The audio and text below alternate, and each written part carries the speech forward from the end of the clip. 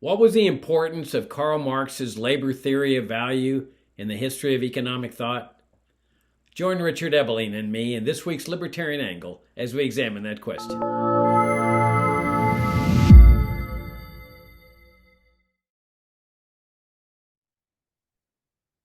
Hi, I'm Jacob Hornberger, president of the Future of Freedom Foundation, and this is this week's issue of the Libertarian Angle, the show that has long brought y'all the principled case for the libertarian philosophy and Austrian economics, which is the core of libertarian economics. I'm joined by my co-host, Richard Ebeling, professor of economics at the Citadel. Good to see you again, Richard. And it's good to see you and to be with our viewers and listeners as we're rapidly approaching the Christmas and New Year's holiday time, a time of good cheer.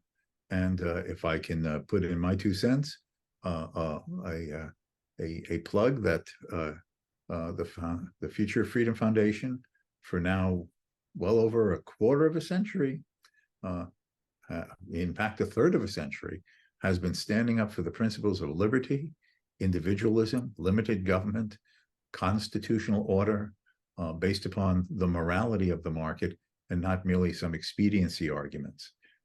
That which will be the only foundation for a sustained system of liberty. And so I would just tell our viewers and listeners that if you value these ideas and voices to express them, try not to forget the spirit of giving at this time of the year.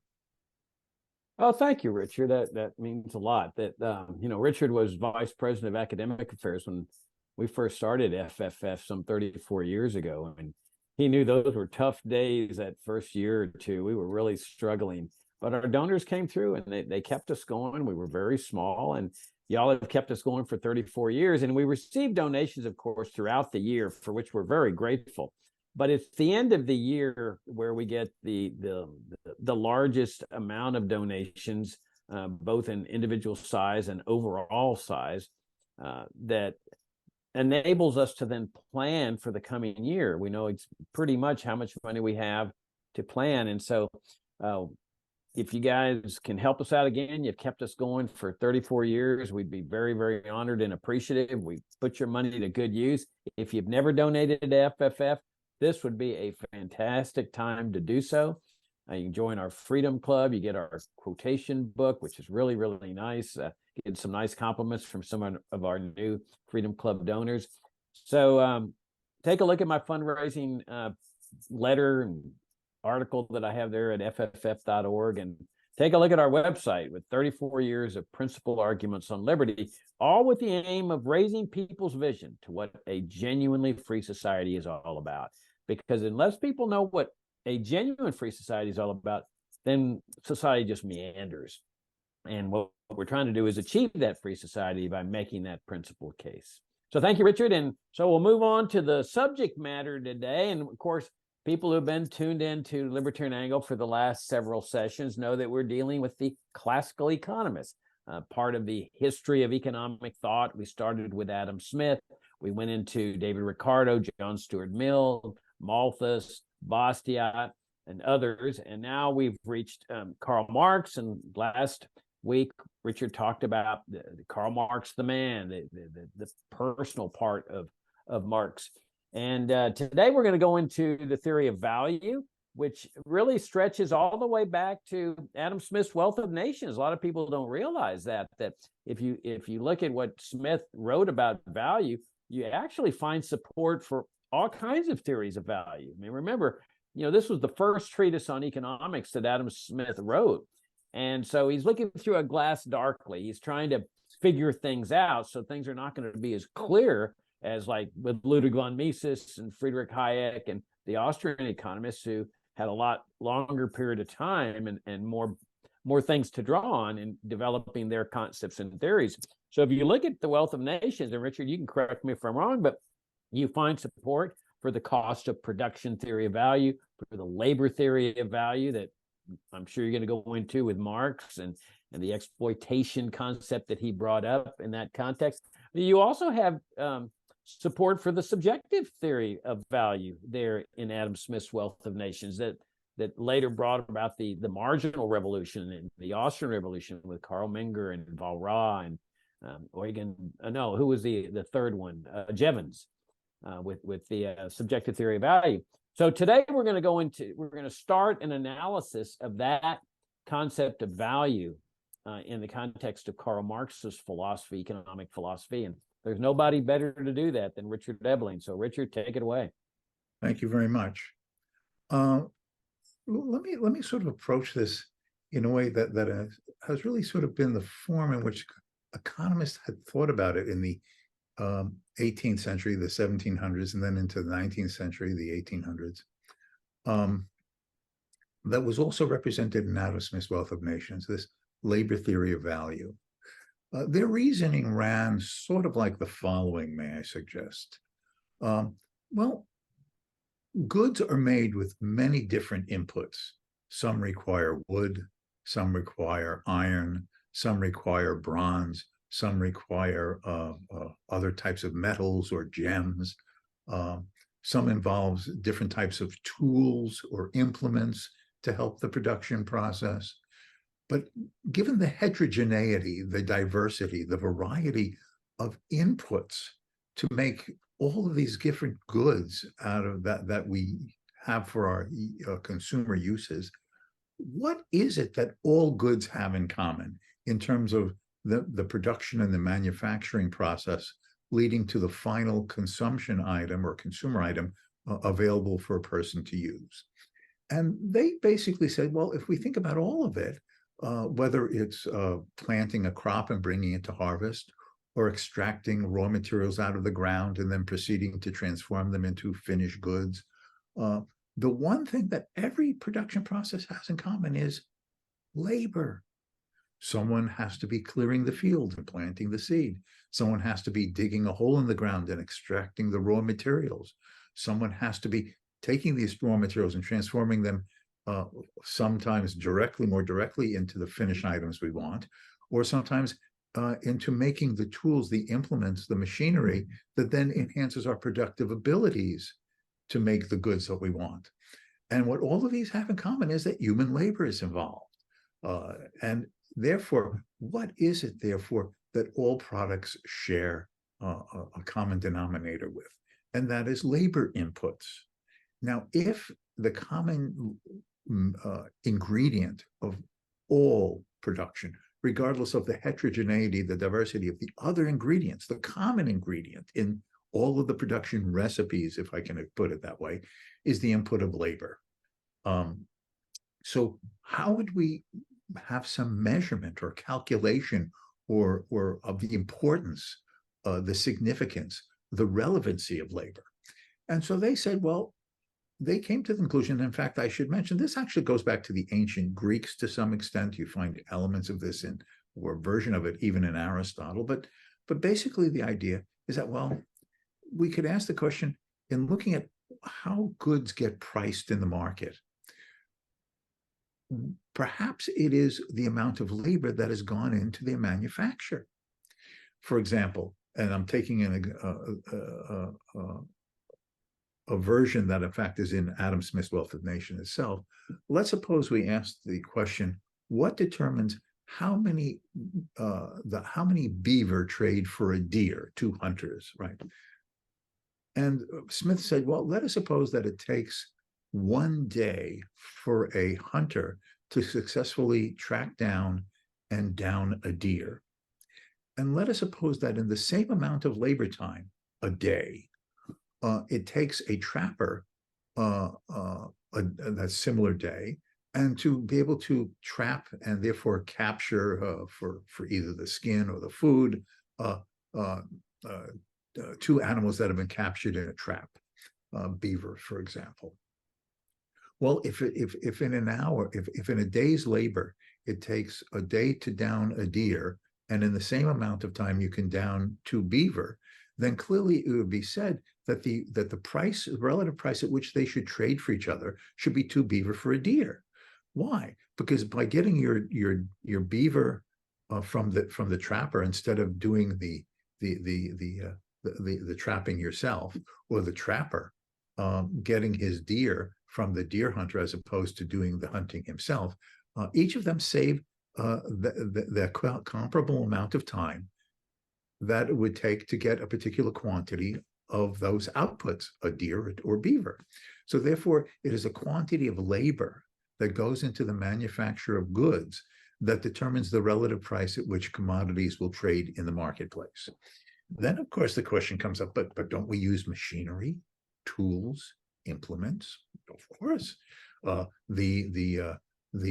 deer hunter has to either have a manufactured bow and arrow, or if we think of moving forward in time in terms of technologies, a rifle of some sort to shoot with to down the deer.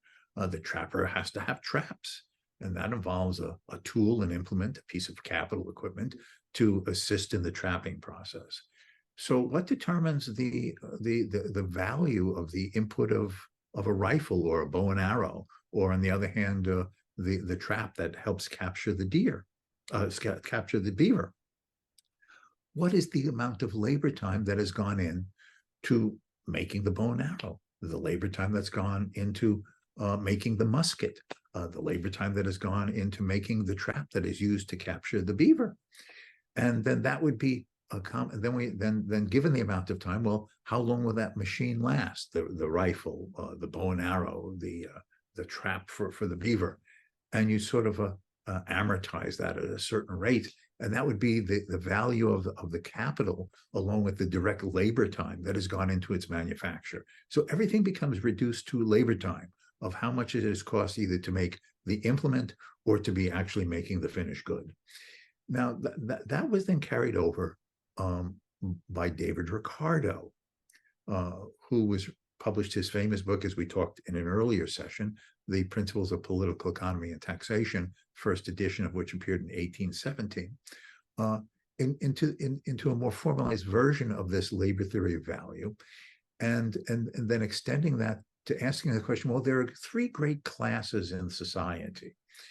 There are the workers, there are the capitalists, that is the owners of manufacturing means of production, and then there are the landlords, those who own the land upon which food is grown.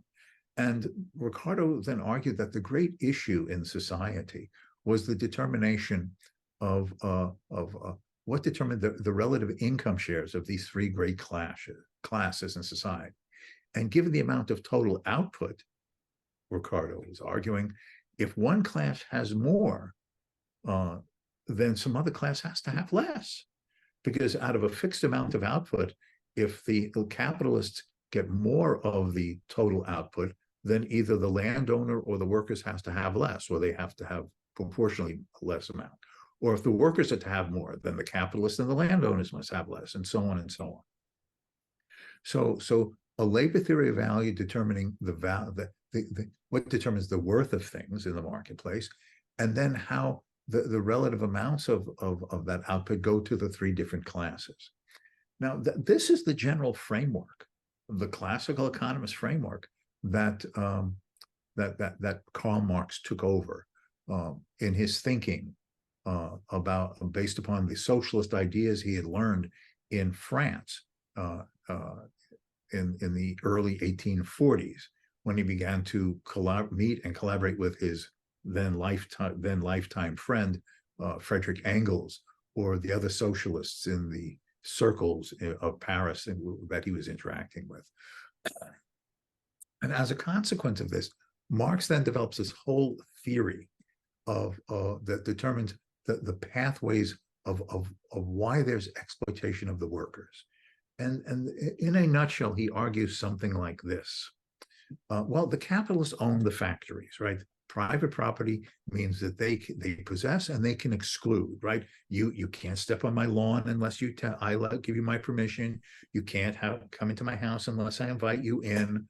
Well, if you want to have access to my factory and the tools, the machines, the equipment inside the factory, without which you as a worker do not have the means or the methods to be able to produce the goods out of which you can sustain yourself and your family, then you have to come to me as the property owner, the capitalist, and have me consent for you to have access to the means of production out of which the goods can be produced that enables you to survive.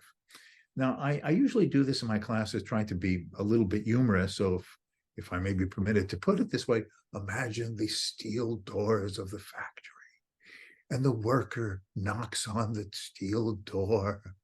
And from a little trap door in the big door, the capitalist sticks out his head and says, "Yes?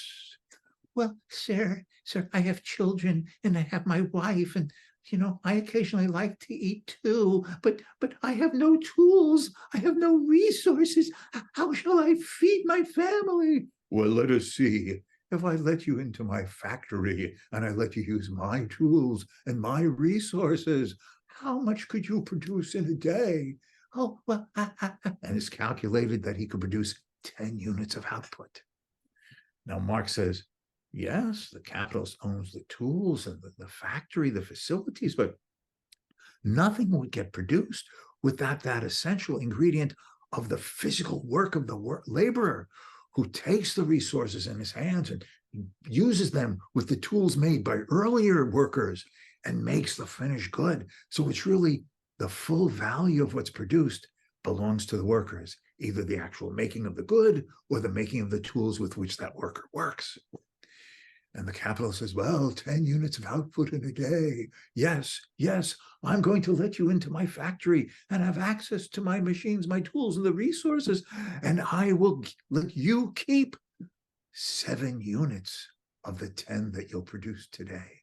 But merely because I own, I possess, I can exclude you, I will keep 3 units of that 10 as my deserving and justifiable profit for deeming you worthy to work on my premises. Thank you, sir. Thank you. My children won't starve. Oh. Now, in a sarcastic and satirical nutshell, that is the essence of Marx's theory of value and of exploitation. The workers produce everything with the natural resources that are given by nature to all, that the world belongs to all of us. But the capitalist, under this artificial institution of private property, takes possession, and through their own physical force or the hiring of an institution called the state, which serves them at the expense of others in the society, they are able to exclude those who do not possess, to have access to that without which they could not survive. And the capitalist, therefore, merely because of the artificiality of private ownership, is able to extract a part of the full value of what the worker has manufactured and keeps for himself unjustifiably. If you will, to use the modern phrase that continues today, unearned income. What has he done? What has he done to deserve those 3 units of the 10 that the worker produces in a day? He sat up in his office, feet up on the desk, cigar in his mouth with a top hat, looking like the Monopoly character in the Monopoly game. Yes. Now, Marx develops an entire scenario of this, that over time, wealth is concentrated into fewer and fewer capitalist hands. There's a growing reserve army of unemployed workers. As capital gets concentrated in fewer and fewer hands, wages fall, there's surpluses that go unconsumed and unused, plenty in the midst of poverty and starvation. And finally, the workers rise up, overthrow these handful of remaining concentrated and capitalists, the 1%. And then they take over ownership. And first, through the institution of a people's proletarian state, they direct production in common ownership until finally the machines become so productive, so technologically advanced that virtually the machines do everything to create such a bountifulness of a post-scarcity world that everyone can just be like in a Garden of Eden, a non-religious Garden of Eden in which there's plenty, and such plenitude, there's no conflict, there's no scarcity, there's no mine and thine, and we've entered the gates of communism. Now, that's the nutshell of Marx's story. And to be honest, if one listens to it, if you follow the logic of it at a certain superficial or surface level, and don't think more deeply about it, it can be viewed as very convincing.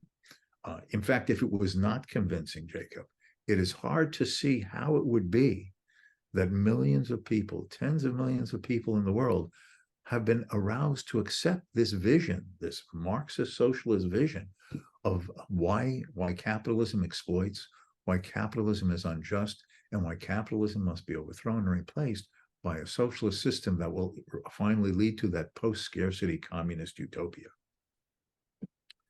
Now, the fundamentals of this Marxian approach were not challenged in an effective and serious way until the 1870s. Marx himself published the first volume of his famous book, not the Communist Manifesto, which he co-authored with Engels in 1848, but his magnum opus, the multi-volume Das Kapital. The first volume appeared in 1867. The remaining two volumes did not appear until posthumously. Marx passed away in 1883. His longtime friend, colleague, benefactor, Friedrich Engels, took the manuscripts of volume 2 and 3, put them into a finished form, and then in the early 1890s, they finally were published under Engels' editing of the remaining manuscripts, as I said, of his friend and intellectual mentor. But in between this time, when the first volume appeared in 1867, and when volume 2 and 3 appear of Das Kapital in the early 1890s, there had occurred a revolution in economic theory, economic thinking, economic understanding of the value of things. And all right, before you do that, before you yes. go into that transformation over to that level, let me ask you a couple questions. So it seems to me that in a market economy, you've got the workers, you've got the business owners, yes, and then you've got also the entrepreneurs, and the entrepreneur may not be the same person as the business owner. I mean, it could be different people. Usually they're the one and the same, but they obviously serve important functions here. So is Marx saying that they're not entitled to any compensation at all because the worker's work has produced the entire value of the product? Yes. In Marx's view, if the landowner receives rent, he's not tilled the field. He's not tended it and brought it to harvest. He's not brought in the harvest. And if he has participated in some laboring activity with those he's employed, then he would just deserve some common share in his role as a worker. But as a landowner, he's merely gaining rent by leasing and renting land out to others from merely owning it. It's the tillers of the soil who have really produced. If the capitalist had not possessively taken control of the factory, of the machines, they would belong to those who had manufactured them with the common resources of mankind, and that would have been the workers themselves. So in that sense, Marx is basically saying that the very existence of the institution of private ownership of the means of production, factories, machinery, land, farm implements, the fact that this is privately owned is itself artificial and is the basis of any incomes or profits or rents captured from it as being unjust, unfair, and unjustifiable. So if you take there should be no capitalist, there should be no landowners, other than the workers collectively being the owners, the producers, and the distributional recipients in some egalitarian way of all that they as a collective would have produced. So if you take a company like Apple and Steve Jobs, that obviously put, wonderful products out into the marketplace, that they're not entitled to any compensation. Or perhaps Steve Jobs might be entitled as part of his labor, I'm not sure. But the stockholders were certainly, Marx would argue that's illegitimate for them to get any money. Or Amazon, that it's illegitimate for Amazon stockholders to receive any money because the Amazon workers are the ones that are really responsible for what's going on. There would be no stock ownership if not for the private ownership of that property. They would be just shared in common by those who are the primary producers of all things, the workers themselves. Okay. Well, then So there is no legitimacy to private ownership or income deriving from private ownership of the means of production. That's why Marx calls for the abolition of private property and the means of production, and for their collective ownership and collective producing and collective sharing of whatever outputs are forthcoming. All right. Well, we're almost out of time, so I'm reluctant to go into this new area that you're going to get ready to go into. Is of the we can devote that to the next time. I know this extending it, but since Marx is the foundation of so much nonsense in the world, I would argue it's worth a couple of 3 sessions. Yes.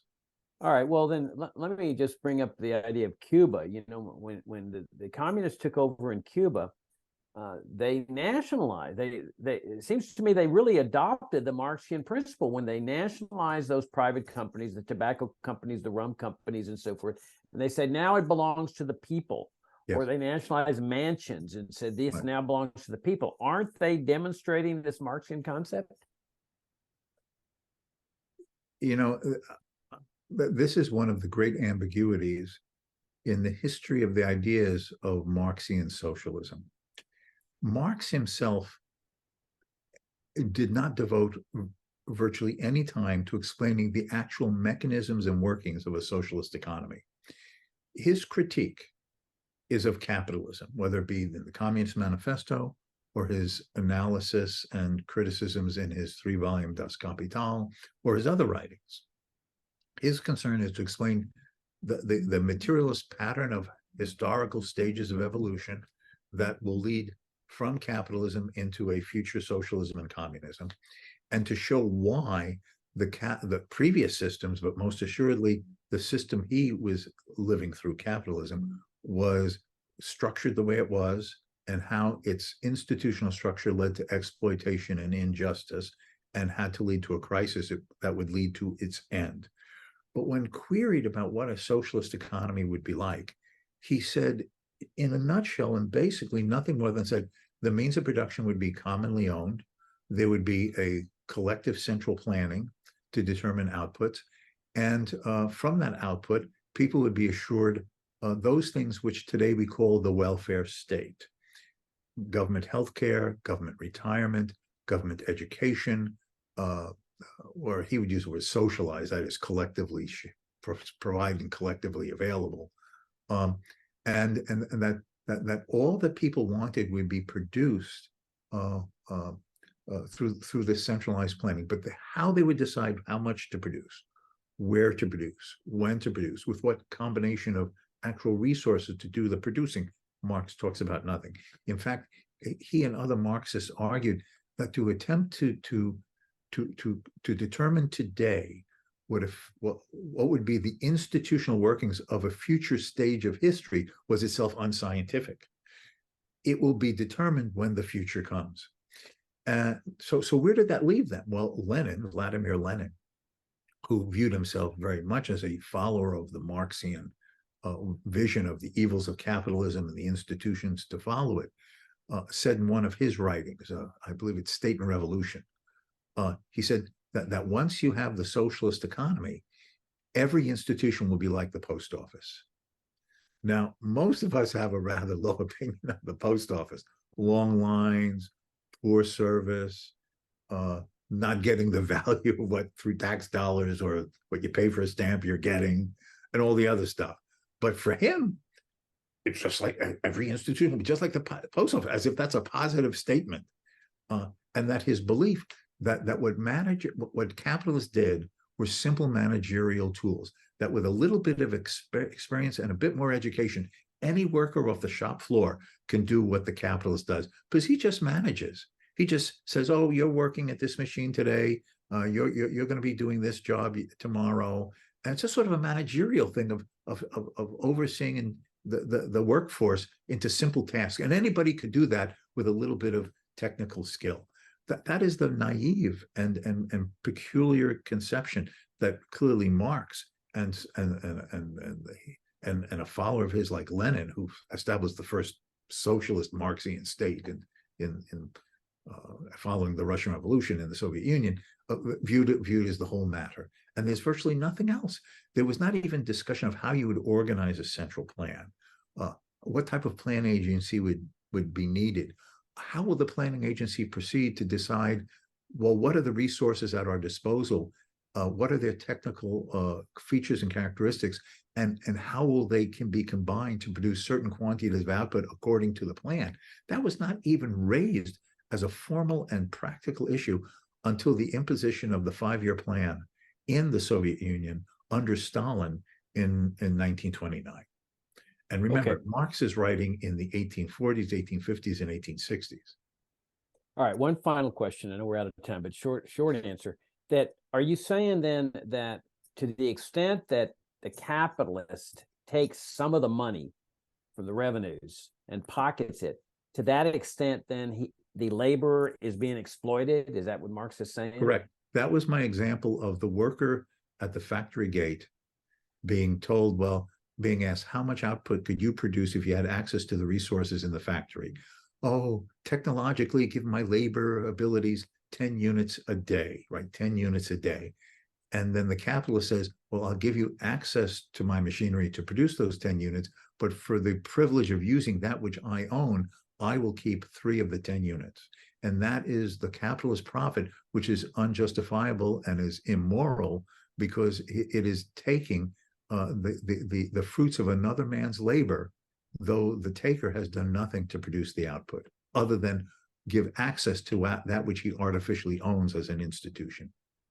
Okay, on that note, we'll wrap things up, and we'll look forward to seeing y'all next week when we discuss the subjective theory of value, which really was a revolutionary transformation in economic thought. Richard, greatly enjoyed the conversation. Thanks for sharing your insights, and I look forward to seeing you next week. Until next time.